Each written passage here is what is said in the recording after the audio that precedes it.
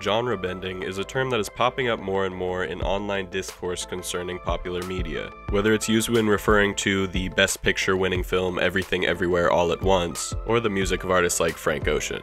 The phrase's prevalence is signaling a shift in how people think about art. It's exciting to see artists prioritize creativity over the sometimes flimsy walls that constitute the boxes and categories placed around their work. One of the best modern pieces of media with an elastic relationship to tone and genre is HBO's Barry. The show's titular character, played by Bill Hader, is a hitman who decides he wants to become an actor. Due to its fluid relationship with genre, the show seems to invent a tone of its own. And on today's podcast, we're going to talk about how murder is definitely not a sin. Now, the Bible is filled with tons of righteous and justified killings. Most of them are my favorite part of the book. The lines are blurred between how you would categorize the show. Yeah, I like that. It's this weird combination of being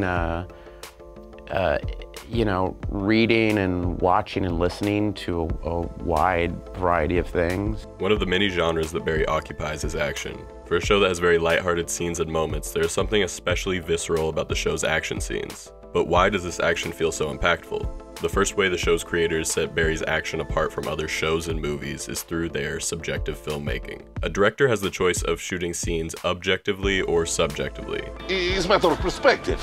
Here's a great explanation of the difference. Quote, "In cinema, the objective perspective conveys information as if from an omniscient point of view. There is no emotional emphasis on a character's perspective. Conversely, the subjective perspective grounds the scene in the mental or emotional perspective of a particular character. In other words, the subjective perspective attempts to bring us into the experience of a character, while the objective camera observes the action from a distance, lending a voyeuristic quality." End quote. I'll start by taking a look at my favorite action scene from the entire series, the motorcycle chase from Season 3, Episode 6. The scene is riddled with shots that emphasize Barry's perspective. As the first of the motorcyclists, who from here on out I'll refer to as bikers, come up to his car, the camera is inside the car with Barry looking out at them. When another biker pulls up behind Barry's car, we see them how Barry sees them, through his rearview mirror. Once Barry realizes they are here to kill him, he speeds off. The director chooses this angle, which shows Barry's face and one biker, to show him putting distance between himself and his enemies. However, as we get further from the bikers, we stay with Barry, showing that his is the perspective the story is being told from. The emphasis on Barry's perspective continues throughout the chase. Take, for example, the scene where his car collides with one of the bikers. While most action films would cut to a wide shot outside the car to show the collision clearly, Barry's creators instead have the camera stay beside Barry.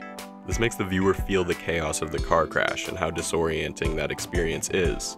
Later, when Barry is trying to outrun two bikers on a damaged motorcycle, the camera stays close behind him. When he turns to see where his attackers are, we see them from the same distance he sees them from, showing that they are gaining on him. However, Barry's action does not only rely on subjectivity.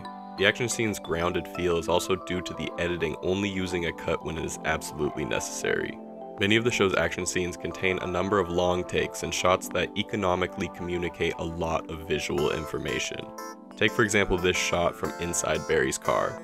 Let's break down every piece of visual information that this one shot communicates. First, it is communicating where Barry is going, as he is trying to lose the bikers by speeding around this turn. Then, through the creators again utilizing the rearview mirror, we see that the biker chasing him gets hit by a truck. Because of the shot being inside the car, we also get to see Barry's reaction to the collision. Then we see that the front windshield gets shot, establishing the fact that there is another biker ahead of him. Barry's creators will often shoot entire action scenes in a single shot. Much of the show's action is subjective, shown from one character's perspective. However, when it comes to the show's long takes, they instead choose to make the camera feel like a character itself.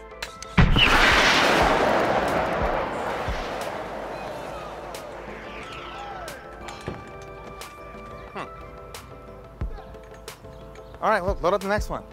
This was it, only one. You thought we were gonna get it on the first fucking try? But these are very expensive. I'm thinking budget. Shit. Oh, shit. Okay, come on, let's go. That didn't work. Let's go. No. Let's go. Thank you.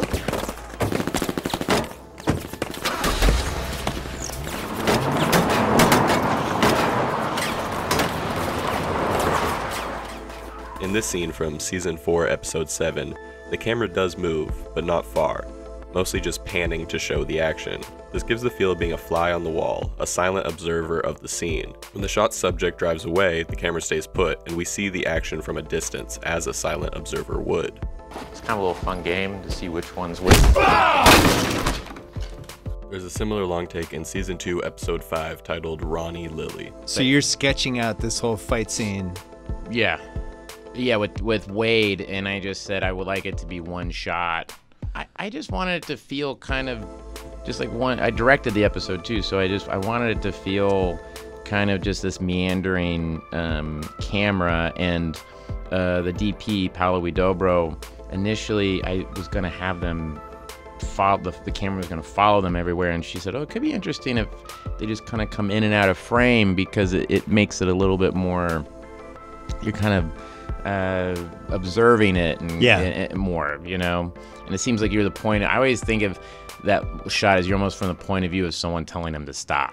These long takes highlight the messiness of violence. While Barry has scenes of action that are expertly crafted, there are always baked-in human moments where mistakes are made.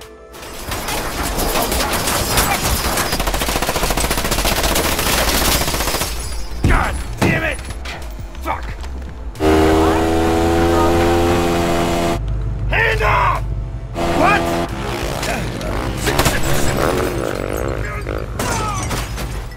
These moments, while not as flashy or cool as most mainstream action scenes, go a long way in making the action feel more real and visceral.